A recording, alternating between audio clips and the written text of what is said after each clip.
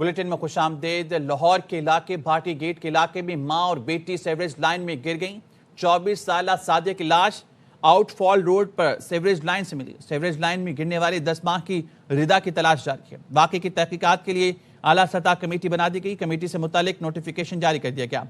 पानी का बहाव ज्यादा होने की वजह से लाश दूर बह गई थी। वज़ीर आला पंजाब मरियम नवाज की हिदायत पर मुतल्लिका अफसरान को फौरी मुअत्तल कर दिया गया। वज़ीर आला पंजाब की हिदायत पर सेक्रेटरी हाउसिंग ने प्रोजेक्ट डायरेक्टर जाहिद अब्बास की मुअत्तली के अहकाम जारी कर दिए। डायरेक्टर टीपा शब्बीर हुसैन को गफलत और नाअहली पर मुअत्तल कर दिया गया। वासा हुकाम को सर्च ऑपरेशन तेज करने के अहकाम जारी कर दिए गए। तर्जुमान महकमा हाउसिंग पंजाब के मुताबिक शहरों की हिफाजत पर जीरो टॉलरेंस पॉलिसी है। गफलत बरतने वाले अफसरान और ठेकेदार अपनी साइट पर हिफाजती इकदाम के जिम्मेदार होंगे। हिफाजती इकदाम न करने पर कॉन्ट्रैक्टर और मुतल्लिका अफसरान के खिलाफ कार्रवाई होगी।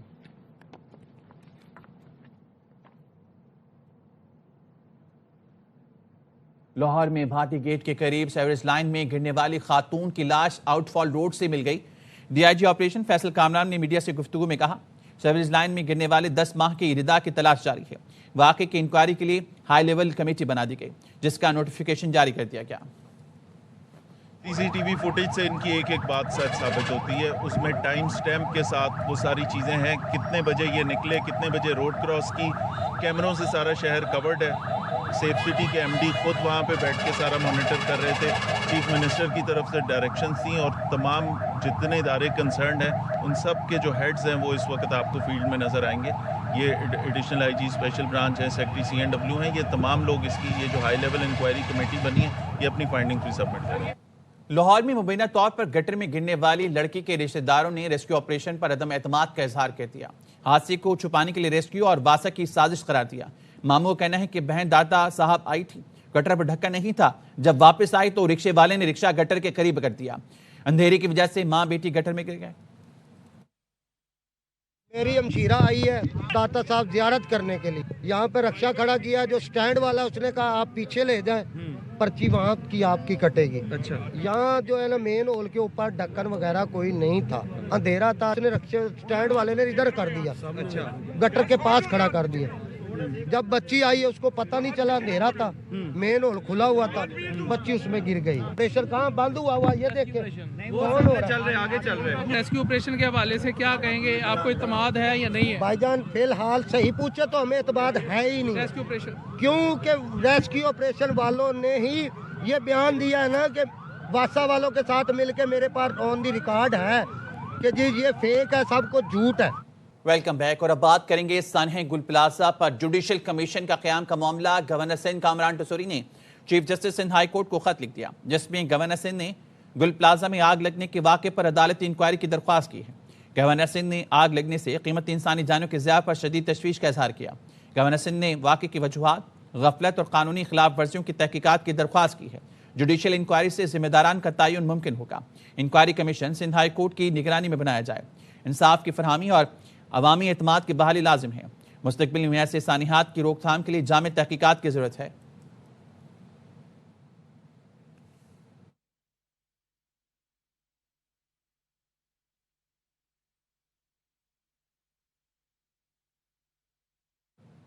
Chairman Peoples Party Bilawal Bhutto Gul plaza साहने पर सिंध हुकूमत के अफसरान की कारकर्दगी पर नाराज।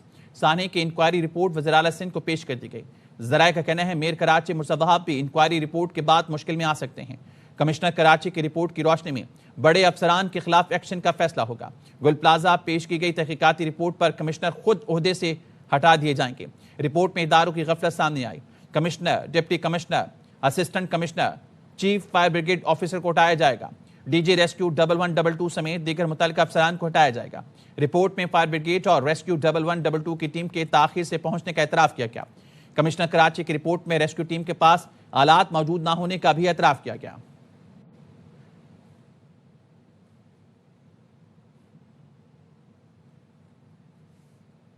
गुल प्लाजा की आग फूलों की दुकान से फैली। आग ग्राउंड फ्लोर पर दुकान पर काम करते बच्चे के हाथों लगी। कमिश्नर कराची ने गुल प्लाजा में आग लगने की हतमी तहकीकाती रिपोर्ट तैयार कर ली। रिपोर्ट में बताया गया आग तेजी से फैली और एयर कंडीशन के डक्ट्स तक पहुंच गई। आग रात 10:15 बजे लगी। 10:26 पर फायर ब्रिगेड को इतला दी गई। 11 मिनट बाद पहला फायर टेंडर जायबूगा पर पहुंचा। फायर ब्रिगेड का रिस्पांस लेट साबित हुआ। पानी कम पड़ गया था, बाउजर लेट पहुंचे थे।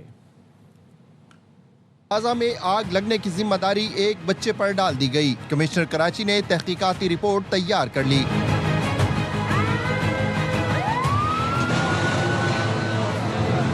कमिश्नर कराची की हतमी तहकीकाती रिपोर्ट में आग लगने की वजूहात, आग बुझाने समेत रेस्क्यू तफसील, मुतासरीन, ऐनी शाहिदीन और रेस्क्यू हुक्काम से हासिल मालूमात शामिल हैं। रिपोर्ट में बताया गया है कि फ्लावर शॉप में बच्चों से आग लगी, जो देखते ही देखते पूरे प्लाजा में फैल गई। से फैलती आग एयर कंडीशन के डक्ट से आगे बढ़ी। आग लगने से 79 अमवात हुई हैं। ज्यादातर अमवात मेज़नाइन फ्लोर पर हुई। रिपोर्ट में कहा गया आग रात 10:14 पर लगी। पुलिस और फायर ब्रिगेड को 15 मिनट बाद इत्तला दी गई। फायर ब्रिगेड का रिस्पांस लेट साबित हुआ। पानी कम पड़ गया था, बाउजर लेट पहुंचे थे। सड़कें खराब होने की वजह से मजीद ताखीर हुई। रेस्क्यू टीम के पास सहूलतों के फुकदान का जिक्र भी किया गया। बताया गया रेस्क्यू टीम के पास आलात नामुकम्मल थे। ताला तोड़ने वाला हथौड़ा था, न ग्रिल काटने वाला कटर। रिपोर्ट में बताया गया तामीर के वक्त गुल प्लाजा के 18 दरवाजे थे, जिनमें से 5 बंद करके वहाँ भी दुकानें बना ली गयी। दरवाजे 10 बजे बंद कर दिए जाते थे। आग लगी तो सिर्फ 3 दरवाजे खुले हुए थे। गुल प्लाजा में फायर सेफ्टी के आलात और अलार्म सिस्टम भी नहीं था। सानहे गुल प्लाजा में जांबहाक दिल्ली कॉलोनी के 2 मजीद अफराद की नमाज जनाजा अदा कर दी गई। मुतासा फैमिली के 6 अफराद गुल प्लाजा सानहे में जांबहाक हुए थे, जिनमें से 4 की तदफीन अतवार को की गई। इशरत खान की रिपोर्ट।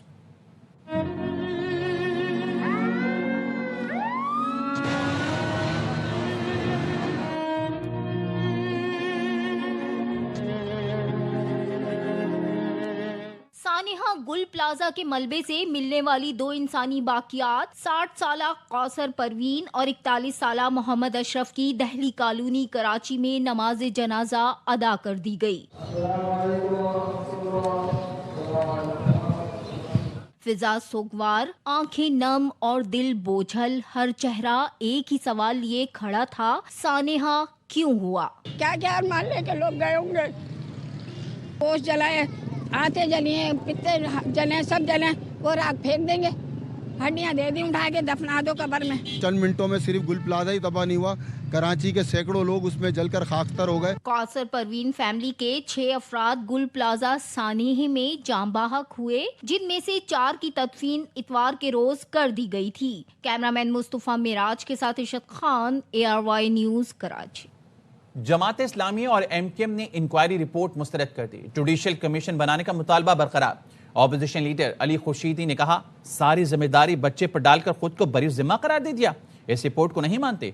अमीर जमात इस्लामी कराची मोनम जफर ने कहा, कमिश्नर कराची खुद जिम्मेदार हैं, उनकी सरबराही में कमेटी बननी ही नहीं चाहिए थी। आग बुझने के बाद कहा गया रेस्क्यू अमल मुकम्मल हो गया। आग तो लग गई, आप ये बताएं उसके बाद आपने क्या किया? पहले दिन से जुडिशियल कमीशन का मुतालबा कर रही हैं। की जो डिटेल्स हैं वो ऐसा लग रहा है कि मतलब मजाक है। फ्लावर शॉप में आग लगती है, बच्चे की वजह से इंसिडेंट हो जाता है और वो कोई 7-8 मिनट में आग 4 फ्लोर नेस्तो नाबूद कर देती है। जो हकायक है और जो रिपोर्ट्स में चीजें लिखी हुई हैं उसमें जमीन आसमान का फर्क है। कैटेगोरिकली रिजेक्ट करते हैं ऐसी इंक्वायरी को। इसमें तो कुछ भी नहीं क्लियर हो रहा कि भाई आपका भी मौकिफ ठीक है, हुकूमत भी सही काम कर रही है। ये वाली चीजें अब चल नहीं सकती हैं। कमिश्नर कराची की ज़ेरे सरपरस्ती कमेटी बनना ही नहीं चाहिए थी। वो तो खुद रिस्पॉन्सिबल हैं इन सारे चीजों का। आप डाल दें एक बच्चे पर के बच्चे ने आग लगाई, इसके नतीजे में पूरी आग फैल गई, तो भाई आपने क्या किया? हमारा मुतालबा तो पहले दिन से है कि जुडिशियल कमीशन बनना चाहिए। कराची को सिंध से अलग करना नामुमकिन है। MKM मुतालबा कर रही है तो विफाक को अल्टीमेटम दे के ये काम करे, वरना वजारतें छोड़ देंगे, लेकिन वो ऐसा नहीं करेंगे। सीनियर वजीर सिंध शर्जील मेमन की रेड लाइन BRT मंसूबे के दौरे के मौके पर गुफ्तगू। कहा, बैनर्स लगाने या वॉल चॉकिंग से मसाइल हल नहीं होंगे। नामुमकिन बात है कि कराची को कहीं से भी अलग किया जाए, जिसका मकसद सिर्फ तनकीद है और वफाक से मुतालबा कर रहे हैं कराची को वफाक के हवाले किया जाए। तो अभी वफाकी वजीर है ना ये वहाँ पे दोनों, और बोले वफाकी हुकूमत को 48 घंटे में 24 घंटे में काम करो वरना वफाक की वजारत छोड़ देंगे। वो नहीं करेंगे, उनके मुतालबात से कोई फर्क नहीं पड़ता। ना बैनर लगाने से ना वॉल चॉकिंग करने से जो है आपकी चीजें हल होंगी। असल टारगेट क्या है? वो इंतशार फैलाना चाहते हैं। हमारा काम क्या? हालात खराब होने नहीं देने। कमेटी जो कि चीफ मिनिस्टर साहब के अंडर है वो समझती है कि जुडिशियल कमीशन कायम करना चाहिए, तो जरूर कायम होगा। इनके कहने पे कुछ नहीं होगा। अभी हम यूनिवर्सिटी रोड वाला ट्रैक कंप्लीट कर रहे हैं। हमारी कोशिश है कि मार्च तक थोड़ा और एक डिले आएगा, एक लोगों की तकलीफ को हम खत्म कर देंगे। BRT की जहाँ तक बात की, उसकी जो डेडलाइन की बात कर रहे हैं, अभी 1.5 साल और लगेगा। NFC अवार्ड में बेहतरी पर पीपल्स पार्टी क़यादत राजी हो गई। वज़ीर मुमलिकत हुज़ैफ़ा रहमान का दावा। प्रोग्राम दी रिपोर्टर्स में बात कहते हुए कहा 28वीं तरमीम में 18वीं तरमीम को बेहतर किया जाएगा। NFC अवार्ड में बेहतरी के लिए सूबों को समझाएंगे। डिफेंस बजट और पेंशन एक तरफ रखकर तकसीम का तरीका वही रहेगा। सिंध से ज्यादा कटौती पंजाब की होगी, पंजाब को ज्यादा कुर्बानी देना पड़ेगी। 18वीं तरमीम मुकम्मल तौर पर खत्म नहीं कर रहे। तो 28वीं यानी तरमीम के अंदर जो 18वीं यानी तरमीम में तरमीम नहीं करनी है, उसको मजीद बेहतर करना है। और NFC अवार्ड को किस तरह बेहतर करना है, इस पर पीपल्स पार्टी की जो टॉप लीडरशिप है वो एग्री है। 28वीं यानी तरमीम में जो दो बेहतरियां, मेजर बेहतरियां हैं, एक तो NFC अवार्ड को बेहतर किया जाएगा, उसके अंदर कोई अमेंडमेंट या सूबों का हक जो है वो छीना नहीं जाएगा, बल्कि सूबों को कन्विंस कर जो हमारे पास कुछ चीज़ें हैं, डिफेंस बजट है, पेंशनर्स का पैसा है, उसको एक साइड पर रखकर तकसीम का तरीक़ेकार वही रहेगा जो पहले है। जितना कट जो है वो सिंध पे अगर लगेगा तो उससे कई गुना ज़्यादा पंजाब पे लगेगा और मेन पंजाब को कुर्बानी देना पड़ेगी। दूसरी बात है 18वीं यानी तरमीम, कोई 18वीं यानी तरमीम को अबॉलिश नहीं किया जा रहा, कोई अंडू नहीं किया जा रहा। पंजाब के तमाम स्कूलों में AI लाजमी करार। वज़ीर आला पंजाब मरियम नवाज कहती हैं नौजवानों के हाथ में पेट्रोल बम नहीं लैपटॉप होना चाहिए। मेरा मुल्क मेरी माँ है, माँ से कोई गद्दारी नहीं कर सकता। स्किल डेवलपमेंट पोर्टल के इजरा के इफ्तिताही तकरीब से खिताब में वज़ीर आला ने कहा सूबे के तमाम स्कूलों में अप्रैल से AI की लाजमी तालीम दी जाएगी। कल सूबाई काबीना के साथ 2 घंटे AI की क्लास ली। हम सीख सकें कि AI से गवर्नेंस में किस तरह बेहतरी लाई जा सकती है।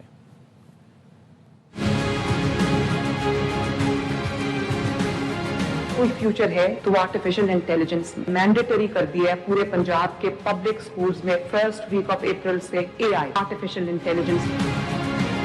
कल मैंने खुद आर्टिफिशियल इंटेलिजेंस की वर्कशॉप अटेंड की, पूरी कैबिनेट को साथ बिठाया, एक क्लासरूम में बैठे थे और हम भी देख रहे थे गवर्नेंस में बेहतरी आर्टिफिशियल इंटेलिजेंस के जरिए कैसे लेके आए। परवाज का 50,000 नौजवानों को 3 लाख रुपए तक का बगैर सूद का कर्ज देगा। जब आपने बाहर जाना हो, किसी को भी अब पैसों की कमी की वजह से मुस्तकबिल डब्बे में बंद करके नहीं रखना पड़ेगा। पंजाब का कोई भी नौजवान अकेला नहीं होगा। आपकी माँ आपके साथ चट्टान की तरह खड़ी, बुनियानुल महसूस की तरह, आपको एक सीसा पिलाई हुई दीवार की तरह, एक बंद मुट्ठी की तरह यूं खड़ा होना चाहिए। आपके हाथ में पेट्रोल बम नहीं होना चाहिए, आपके हाथ में लैपटॉप होना चाहिए, आपके हाथ में AI स्किल्स होनी चाहिए, हुनर होना चाहिए। जब अपने मुल्क को कोई कहेगा यहाँ आग लगा दो या घेराव करो, दंगा करो या फसाद करो, से नो, मेरा मुल्क मेरी माँ है और माँ के साथ कोई गद्दारी नहीं कर सकता। और अब बात करेंगे तहरीक इंसाफ पहले हमायदीन को बुला ले, वो अपना बयानिया दे दें। कबायली हमायदीन की PTI हुकूमत के साथ कई मुलाकातें हुई। वज़ीर दिफा ख्वाजा आसिफ के प्रोग्राम खबर में गुफ्तगू कहा ये लोग जिस इलाके में रह रहे हैं वहाँ बहुत सारे दहशतगर्द बैठे हुए हैं, ये कुछ बताएंगे तो उनकी अपनी जिंदगियों का खतरा है। Those notables give the first hand जो भी नैरेटिव है, इसमें बहुत बड़ा फैक्टर है कि ये लोग जिस इलाके में रह रहे हैं वहाँ इतना ज्यादा टेररिस्ट बैठा हुआ है कि ये लोग जो हैं they don't want to stick their neck out. वो जो हुई अरेंजमेंट इनकी, ये उसके टेररिस्ट के पास गए, TTP के पास गए कि ये अरेंजमेंट है, उन्होंने रिफ्यूज कर दिया। फिर उसके बाद जो है सीरीज ऑफ मीटिंग्स इनकी प्रोविंशियल गवर्नमेंट के साथ हुई। इसमें कहीं भी सेंट्रल गवर्नमेंट या फेडरल गवर्नमेंट या फौज जो वहाँ पे मौजूद है कहीं भी आपको जो है नजर नहीं आती, और ना उन्होंने कोई पार्टिसिपेट किया, ना उनको उनके साथ कोई लाइजॉन हुआ। तो अब ये लोग जो हैं why they want to put their lives in danger, तो बिल्कुल उनको बुला लें, उनसे पूछ लें कि क्या हुआ है क्या नहीं हुआ। बानी PTI को हफ्ते और इतवार की रात अस्पताल लाएगा, तिब्बी मुआयना हुआ। तहरीक इंसाफ के चेयरमैन बैरिस्टर गौहर ने बानी की सेहत के बारे में आगाह करने का मुतालबा कर दिया। कहा बानी की सेहत से मुतालिक खबर काबिल भरोसा अखबार में छपी है, घर वालों की मुलाकात कराई जाए। बैरिस्टर गौहर ने वाज़ेह किया हुकूमत और जेल हुकाम की तरफ से उन्हें बानी से मुलाकात की पेशकश नहीं की गई। अल्लामा राजा नासिर अब्बास ने कहा 8 फरवरी को यौम स्याह मनाएंगे, पहिया जाम हड़ताल होगी, इनकी तहरीक पुरअमन रहेगी। न्यूज रिपोर्ट हो गई है रिलायबल न्यूज़पेपर में। खान साहब को सैटरडे और संडे वाली नाइट को शायद हॉस्पिटल लाए गए और उनका एग्जामिनेशन हुआ और फिर वापस जेल लेके गए। हम मुतालबा करते हैं कि आज नहीं टू द लेटेस्ट कल फैमिली मेंबरान की मीटिंग हो जाए और खान साहब की सेहत के बारे में हमें तफसील से आगाह किया जाए। इमरान खान साहब को जेल में रखकर किसी बहरान को खत्म नहीं कर सकते। 8 फरवरी को यौम सियाह मनाएंगे। लोगों को जो कहा जाएगा कि प्रिया जहां हड़ताल करें, हमने पुरअमन रह के ये काम करने, बेदारी का दिन है, अपने हुकूक के लिए आवाज बुलंद करने का दिन है। कोहिस्तान स्कैंडल में डंपर ड्राइवर ने 4.5 अरब जमा करवाकर प्ली बार्गेन ले ली। मुलजिम मुमताज को रकम जमा कराने पर रिहा कर दिया गया। नैब ने कहा मुलजिम मुमताज डंपर ड्राइवर था, उसके अकाउंट से भारी रकम ट्रांसफर हुई थी। तहकीकात के दौरान मुलजिम के अरबों रुपए के असासे भी निकले। अदालत ने मुलजिम की प्ली बार्गेन की तौसीक की थी।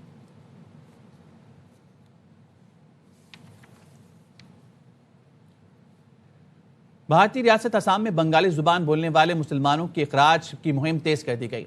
असम में बंगाली बोलने वालों के इखराज पर रियासत का आबादियाती तवाज़ुन शदीद खतरे में पड़ गया।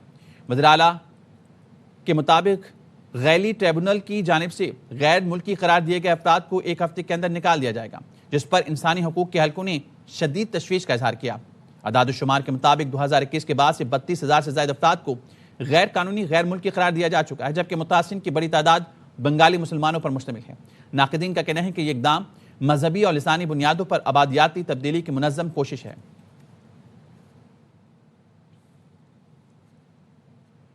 भारतीय रियासत महाराष्ट्र के नायब वज़ीर आला अजीत पोरा मशकूक तैयारा हादसे में हलाक हो गए। वज़ीर आज़म नरेंद्र मोदी और भारतीय जनता पार्टी के खिलाफ आवाज को खामोश कर दिया गया। भारतीय मीडिया के मुताबिक अजीत पवार ने 15 जनवरी को भारतीय जनता पार्टी की करप्शन भी नकाब की थी। आखिरी बयान में कहा था भारतीय जनता पार्टी ने अवाम के पैसों पर डाका डाला। अजीत पवार समेत तैयारी में सवार तमाम 6 अफराद हलाक हो गए। इजलास में शिरकत के लिए मुंबई से बारामती जा रहे थे। ममता बनर्जी ने तैयारा हादसे को गहरी साजिश का नतीजा करार देते हुए तहकीकात का मुतालबा कर दिया। सियासी मुबस्सिरीन का कहना है भारतीय जनता पार्टी ने दयानतदार लीडर को खामोश कराने के लिए मंसूबाबंदी की। मुख्तलिफ हलकों की तरफ से अजीत पवार की मौत के पीछे मुबैना तौर पर वज़ीर आज़म मोदी का नाम लिया जा रहा है। कराची के इलाके भैंस कॉलोनी में फायरिंग। 1.5 माह कबल पसंद की शादी करने वाले जोड़े को मुबैना तौर पर गैरत के नाम पर कत्ल कर दिया गया। फायरिंग के वाक़े में एक राहगीर भी जख्मी हुआ। सलमान लोधी की रिपोर्ट्स। इस कॉलोनी में मोटरसाइकिल पर जाते मियां बीवी पर मुसल्लह अफराद ने फायरिंग कर दी। गोलियां लगने से मियां बीवी मौके पर ही जाँ बहक, राहगीर शहरी जख्मी हो गया।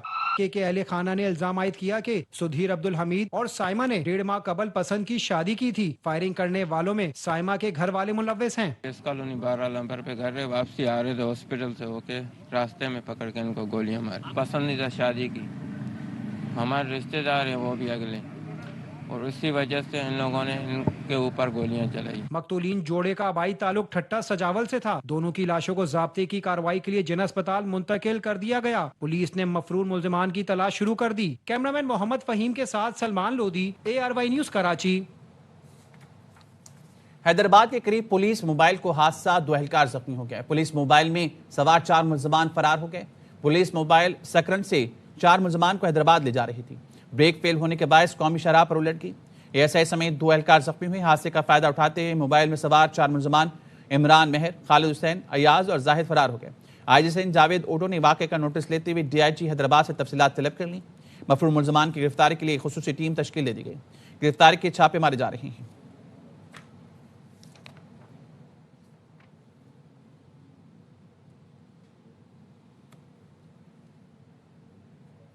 चीन 1% दरामदी कोटा दे दे, पाकिस्तान के मसले हल हो जाएंगे।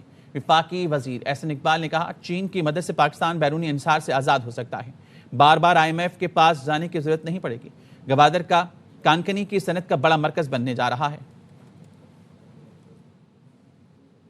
Request to Chinese brothers and government is China today imports over $2 trillion of goods from all over the world. If we can give Pakistan quota of 0.1%, that will solve Pakistan's problem. That will free Pakistan from external dependence. We will not have to go back to IMF again and again. Gwadar city ready, not only a smart city port, but also a hub for mining industry.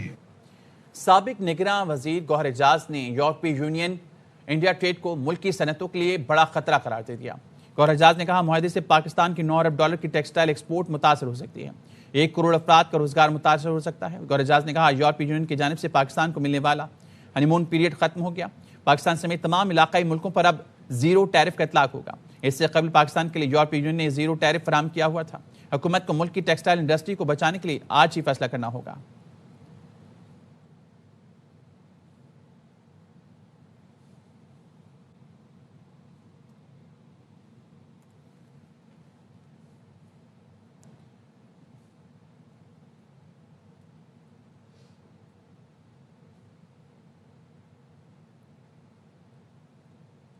बरतानिया में हर शहरी को अब AI technology को तरबियत फराहम की जाएगी। बरतानवी हुकूमत के मुताबिक 20 मिनट से भी कम वक्त में मुकम्मल होने वाले मुख्तसर कोर्सेज में लोगों को सिखाया जाएगा कि किस तरह काम के मकामात पर AI टूल्स को बेहतर तरीके से इस्तेमाल किया जा सकता है।